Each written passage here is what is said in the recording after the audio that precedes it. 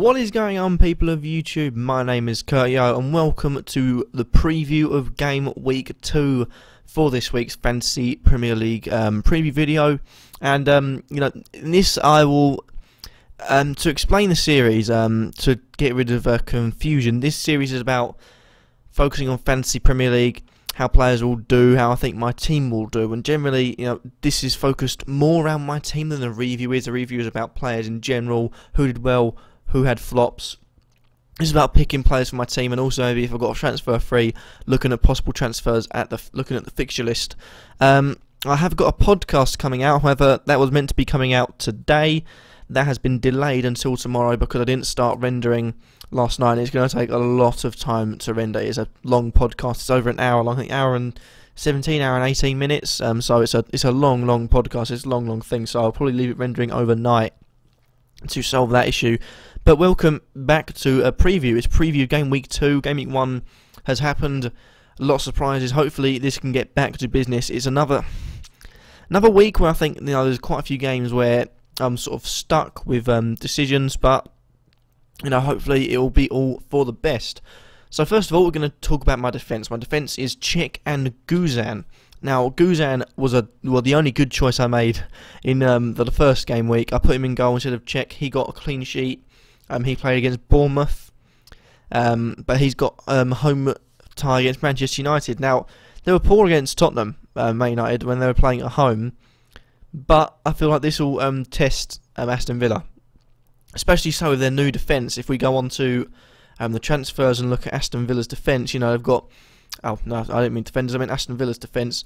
They've got new players. Their captain, Richards, is new, and Amavi, he is also new too. So you've got a new defence in general there.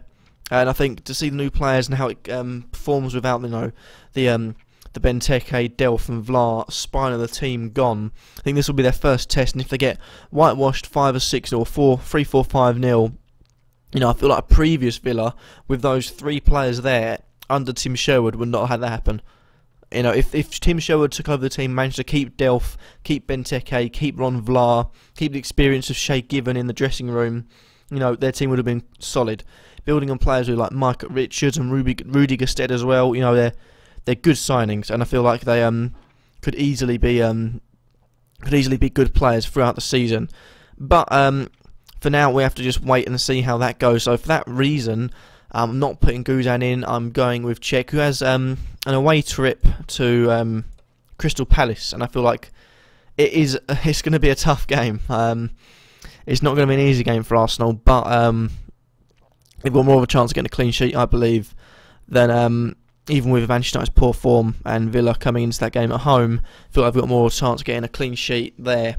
And a good performance, maybe a few good saves, because they are good in the attack, and they did rest quite a few players, Palace, when they played against Norwich. Onto the defence, we've got Koscielny, Janmaat, Ivanovic and Lescott. New defender. So I've taken a big risk and put Joe Gomez in there. Many people will probably be jumping at that. He's now 6.2%.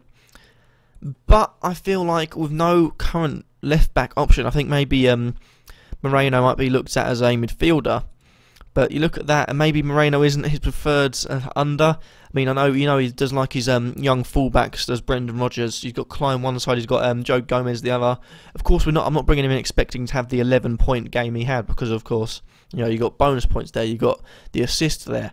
But just to get the clean sheet, I feel going away to Bournemouth, I feel like could be an easy clean sheet. Now I could have risked it with another player, but there's no other player that was. I couldn't bring another Liverpool defender in without taking rid of one of the Koscielny, Janmaat, Ivanovic and Lescott. 4 that I have. I was about to burp, I'm sorry. I need to stop doing that because Cech isn't getting out of my team. But for that reason, I think if he does play, he'll get a clean sheet. So that's why he's in my team. Joe Gomez is coming in, and again, Koscielny, it's a weird one. I'm not sure, but I'm hoping, because I've got no Palace players in there, I'm hoping they can go in there 2-3-0, maybe Koscielny getting a few goals, Cech having a good performance, saves everywhere, not taking selfies when trying to save Kuyate's headers. And we'll bring him in. I'm going to bring him in, for the moment, Cameron Jerome. So we've got 4 at the back, except we would have switched, or we would have put Janmaat that side, Gomez that side, and Ivanovic in the centre with Koscielny, if we're going to put realistic, but it does not matter on this. We also left Leicester got out. His away trip to Watford. Watford are very good on the attack. They've shown that Everton. They came away to travelled to Goodison Park. They were very good on the counter-attack. They're very good on the attack. And without Troy Deeney maybe having a good effect on goal, they were making chances. They were scoring their chances. And even under the pressure of having no possession, which is what most teams admit to, and have to concede when they go to Goodison Park. So he's done very well there. Has the new manager. I can't remember his name off the top of my head. But I think Les got... I'll be teetering between him, maybe Koscielny, and maybe Janmark too, as we get closer to the kick-off. But that'll do my defence for now. Another one is Ivanovic. It's an awkward one. I don't think he'll get a clean sheet, and I am tempted just to leave it, put in like that. More of a chance of that happening, but you never know. Could be a 0-0. Hopefully not with my players that I've worked with my team. But we'll leave it as Ivanovic on the bench for now, as I feel like he's got the least chance of getting a clean sheet in this game week. On to the midfield, we've got Henderson, Silva, Hazard and Sigurdsson currently playing in midfield 4. Silva and Hazard will definitely play, so will Sigurdsson, so will Henderson. The big risk now is, where does Jordan Ibe come in? He started the first game week. I think that's maybe, he's not going to, I don't think he's going to start every game week. I'll have to get rid of my transfer or my picking team again. But back onto Liverpool, you look at their players. I mean, he played, he had a decent-ish game, didn't really do anything. Got 3 points for playing, above the 60-minute mark. You feel like, Firmino didn't start, Markovic didn't start, Alan's out injured. With all fitness, not being an issue, maybe Ibe won't play. Maybe you'll consider bringing Ibe out, bring Firmino in, stick Coutinho and Lallana either side, and Firmino playing just in front, or maybe Firmino out wide, Lallana out wide, and Coutinho just in front. We'll just switch him around and have 3 playmakers in the mix of things. It's a tough one, but it's another risk. Or do I risk it because I have got 2 weak strikers? So we'll just quickly bring the team back to where it was. Joe Gomez coming in for Jerome. Deeney is at home to West Bromwich Albion.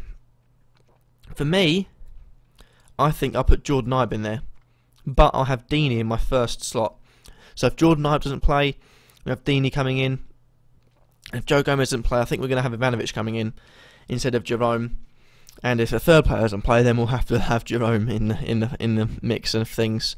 But hopefully, I will play, because I feel like it's a good chance for him to get a clean sheet. So that's easy. 3 points for him, 3 points for Henderson, maybe a few more going attacking wise.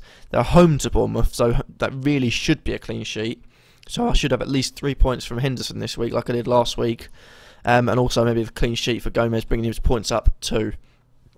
Silva and Hazard, they're playing against each other. And I can feel like this could be a big goal game, or it could be a zilch game.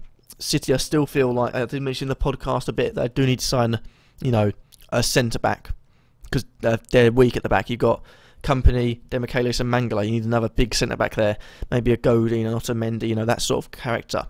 And I feel like that could haunt them, but, you've seen Jefferson Montero absolutely terrorise Ivanovic with his pace. Maybe City will look at that and think, we can click onto that, have maybe Navas down the left or Sterling down the left, and if you bring the pace to him, maybe it's just shown he struggled against Montero, throughout all the match, and if that replicates it for the first couple of game weeks, people would be targeting that.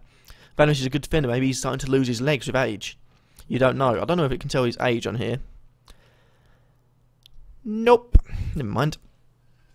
And lastly, Sigurdsson. I'm keeping Sigurdsson and Janmark in next. I'm not sure which way it's going to go. I think both teams will score. I think Janmark's just in there just because. And finally, we have to stick it up with just Costa up front. I know it's a 4-5-1. You very rarely see just one striker up front, but for me, Costa will definitely be the one to stick in my team. As far as other players, home to West Brom, away against Sunderland. Yeah, I'm gonna take a risk. I'm gonna bring Janmark off. I'm gonna bring Jerome on. For the simple fact, came off the bench, he should have got a goal last week, didn't. I feel like away against Sunderland, you've got a good chance of getting goals. Sunderland have shown they're poor. If a team like Norwich can maybe capitalise on that, get their first win on the board, happy days indeed. But that's going to be it for this game week. Hopefully you've all enjoyed this episode. Remember, if you want to join my league, it'll be either side of me, and follow me on Twitter as well to keep up to date. The podcast, I pray, will be out tomorrow. If not, then I'm extremely sorry, it'll be out Friday.